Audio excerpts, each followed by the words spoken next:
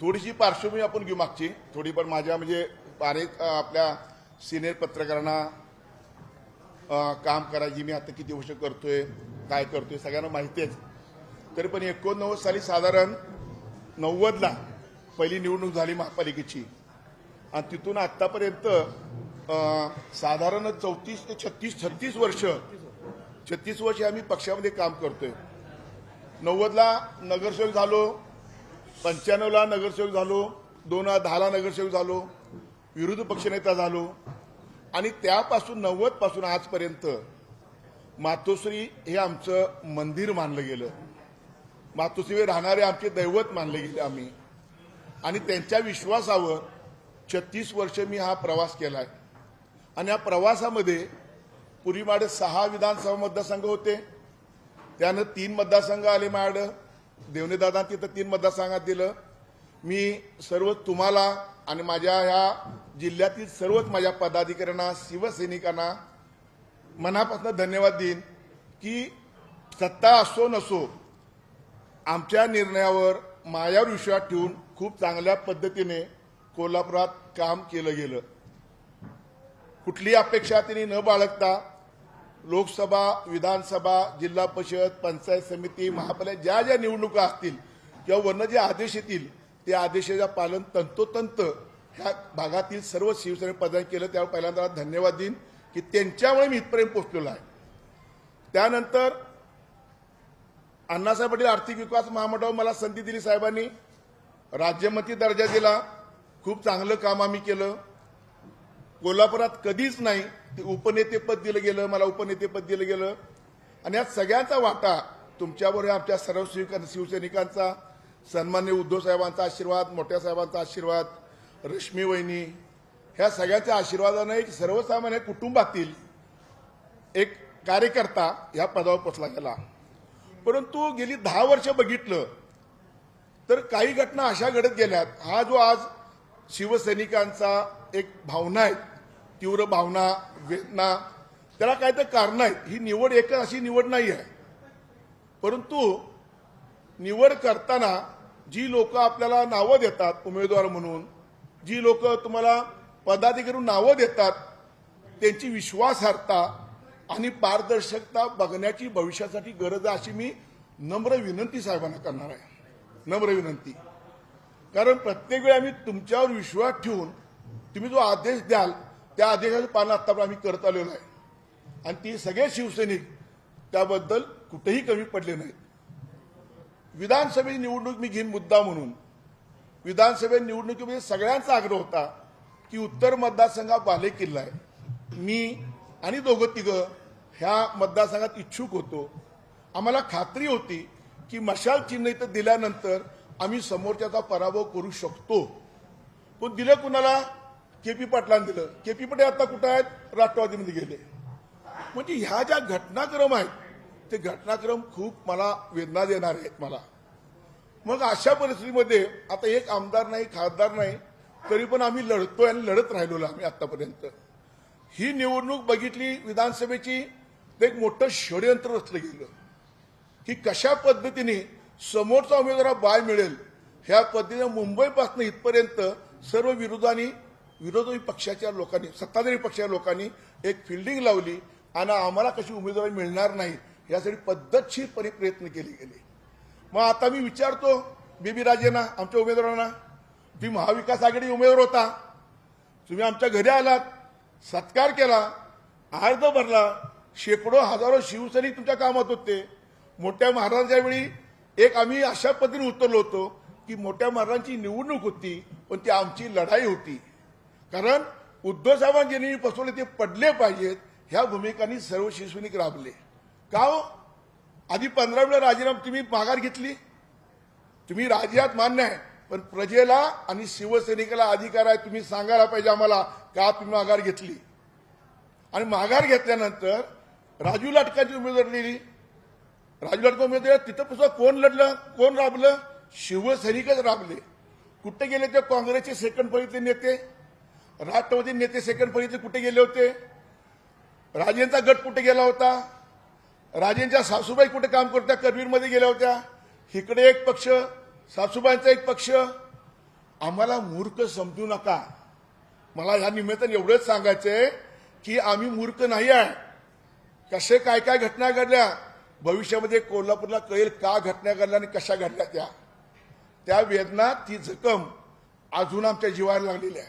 काय झालं असतं आमच्यातला धनुष्यबाण उमेदवार उभा केला तर पडला असता तर घराघरात आमची मशाल घराघरात पुसली असती. ह्या वेदना ही जखम अजून गेलेली नाही. होय तुम्ही राज्यात सगळं ठीक आहे. तुम्ही आमच्या महाविकास आघाडीचे उमेदवार होते ते आमचे. त्यांनी सांगायला पाहिजे होतं की सगळ्यांना बोलवा आणि मी माघार का घेतोय हे सांगा तुम्ही. विराट नाही सांगितलं ती कारणं तुम्हाला कधी कोल्हापूरला भविष्यात कळतील त्याला. आणि त्यांचा गट कुठं काय कामात होता. गट पूर्ण त्यांच्या आमच्या विरोधात काम करताना मदत कोणा केली आमच्या विरोधकांना मदत केली. मग महाराजांसाठी मी राबलो ते पण सुमार तुम्ही तेवढं हे ठेवणं तुम्ही जाणी नाही ठेवली. ह्याच्या एक आणि अनेक घटना ह्या गेली अनेक वर्षात घडल्या. त्याचबरोबर परवाची निवड ठीक आहे उद्धव साहेबांचा अधिकारच आहे. तो निवड कुणाची करायची पदमुक्त कुणाला करायचं हा त्यांचा अधिकार दुमत नाही आहे. मी उपनेता झाल्यानंतर 1 वर्षापूर्वी सन्माननीय उद्धव साहेबांनी आणि वरिष्ठांनी सांगितलं होतं आता कोणतं जिल्हा प्रमुख नेमायचं आहे. मान्यच आहे हे रुटीन वर्क आहे. ते उपनेता निवडले तर जिल्हा प्रमुख निवडला जातो. माझं मत असं होतं आमचं सगळ्यांचं मत असं होतं इच्छुक कोण होतं हर्षद सूर्य होता. इच्छुक कोण होतं राजू यादव होता अवधूत होता विराज होता. आम्ही उपनेते सहसंप्रमुख विजय देवणे ह्यांना एकत्र बसून तुम्ही निर्णय आम्हाला दिला असता तर आम्ही स्वीकारला असताना. पण तू कुणालाच माहित नाही काय ह्यातनं हा उद्रेक झालेला आहे. आणि उपनेत्याला जर माहित नसेल 36 वर्षाचा अनुभव गल्ली बोळातला मला जिल्ह्यातल्या सगळ्या आतापर्यंत प्रामाणिकपणे तुमच्या काम केलेलं आहे मी.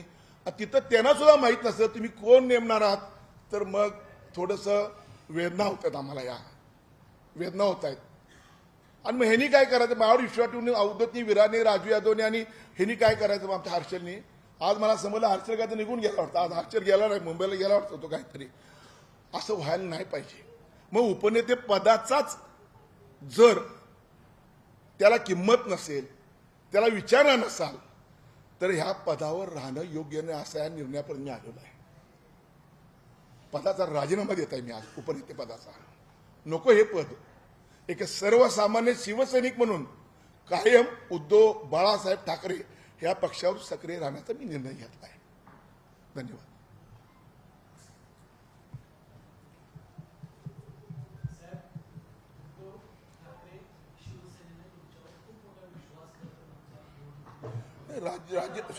राज्यसभेची उमेदवारी एका सर्वसामान्य कार्यकर्ता दिली मला. हे सोपं नाही आहे. हे मी विसरलेलो नाही आहे. म्हणून या पक्षात मी एक सक्रिय कार्यकर्ता म्हणून शिवसेने म्हणून काम करा. पण उपनेते पद म्हणून तुम्ही काहीच त्यांना विश्वास घेणार असाल तर कशाला पाहिजे ना ते पद. राज्याचं लक्ष पूर्ण असताना विरोधक इतके ताकदवान असताना एका सर्वसामान्य जिल्हा प्रमुखापासून काम करणाऱ्या कार्यकर्त्यावर उद्धव बाळासाहेब ठाकरे यांनी विश्वास ठेवला. पुन्हा म्हणतो राज्याचं पूर्ण लक्ष या निवडीकडे होतं कुणाला देता त्याच्यासाठी अनेक घडामोडी झाल्या तुम्हाला माहिती आहे. इतकं सगळं होत असताना केवळ जिल्ह्याच्या निवडीवर नाराज होऊन तुम्ही जर अशा पद्धतीचं पाऊल उचलता तुम्ही तर ज्येष्ठ नेते आणि विचारवंत नेते महाराष्ट्र पाहतो पदाधिकाऱ्याला कार्यकर्त्यांना पदवी घ्यायची मान्य आहे. पण इतका मोठा जेव्हा उद्धव बाळासाहेब ठाकरेंच्या विरोधामध्ये सगळा राज्य उभार एकत्र पक्ष आलेले आहे अशा वेळी तुम्ही एखादी विरोधकांना संधी देता असं मला वाटतं. नाही मी उपनेते पदाचा राजीनामा देतो. मी पक्षाचा राजीनामा देत नाहीये. जाहीरपणे पत्रकार परिषद घेऊन जर अशा पद्धतीनं अंतर्गत वाद जर तुम्ही चव्हाट्यावर नसाल तर मग विरोधकांना हेच मिळालं ना. नाही आता पक्ष अडचणीत असताना अशी आपली भूमिका नाही,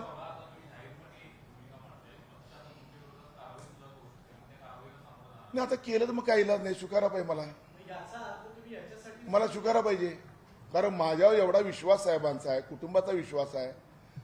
मी काय म्हणते मी त्यांना दोष देत नाही आहे. ज्या लोकांनी आतापर्यंत जे केलं या उमेदवारांचं असू देत किंवा पदाचा असू दे मी पदाधिकारी नेमलाय राग नाही आहे. ह्या लोकांना आम्हाला एकत्र घेऊन तुम्ही घ्या ना विश्वासात.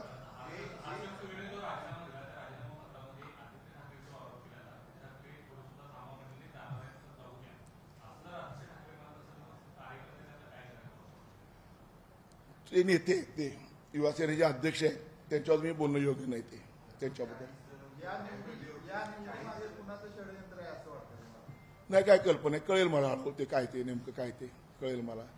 निवडीवर माझा आक्षेप सतीवर नाहीच आहे.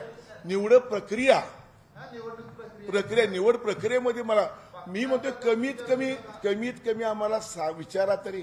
तुम्ही सगळं झाल्यानंतर मग मला सांगताय काय ते त्यांच्यातले प्रमुख सांगतायत की आम्ही असं काय ठरवलंय आणि तुम्हाला लोकसभेत दोन्ही लोकसभेत तुम्हाला समन्वय नको म्हटलं. मला ते लोकसभेत समन्वय म्हणजे मला असलं नको ना. काय मला ज्या पक्षात अखंडपणे 36 वर्षात राहून जर असं होणार असेल आणि शेवटपर्यंत मी जसे प्रभू रामचंद्राच्या पायाखाली हनुमान बसले तसे मी उद्धव साहेबांवर राहणार आहे.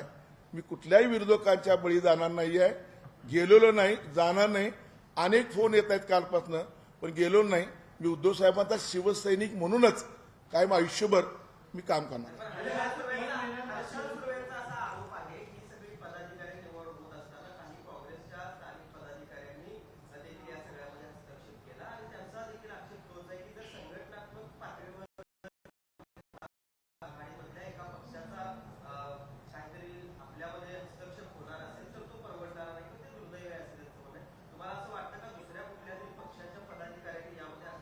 नाही नाही नाही असं नाही.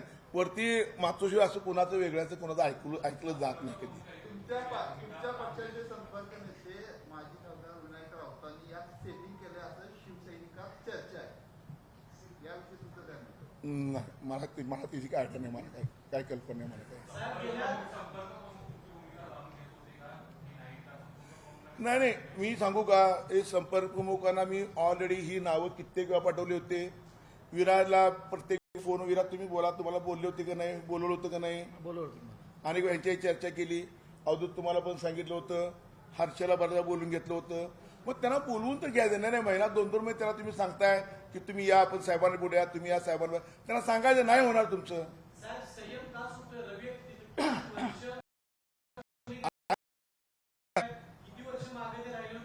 आहेत ना, अजून आहेत.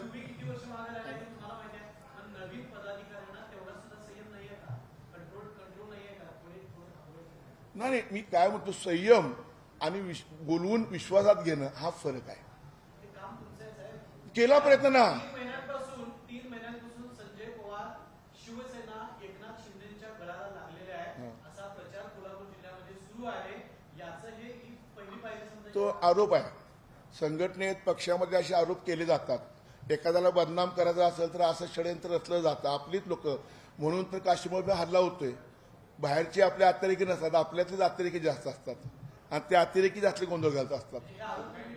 नाही, मी मग काय सांगितलं ना, शेवटच्या श्वासापर्यंत उद्धवजी बाळासाहेब ठाकरेच.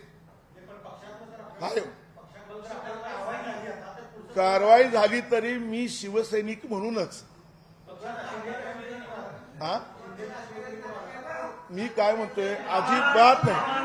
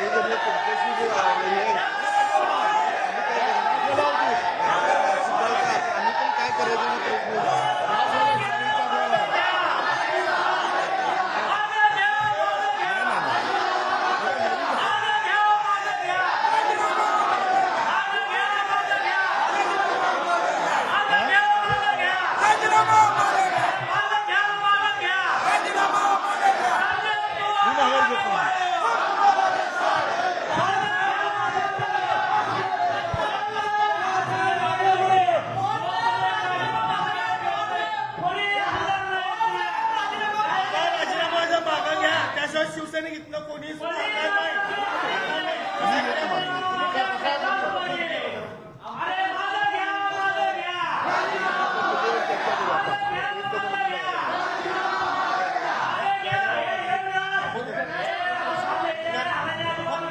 निर्णय नंतर संपवून घ्या. हल्ला तुम्हाला माहिती आहे का माझं ते? अहो, मला मान्य आहे, माहिती आहे तुम्हाला.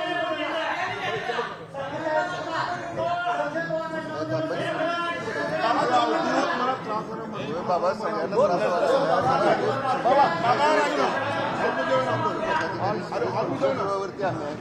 जर राजीनामा देणार असं आम्ही सगळीजण राजीनामा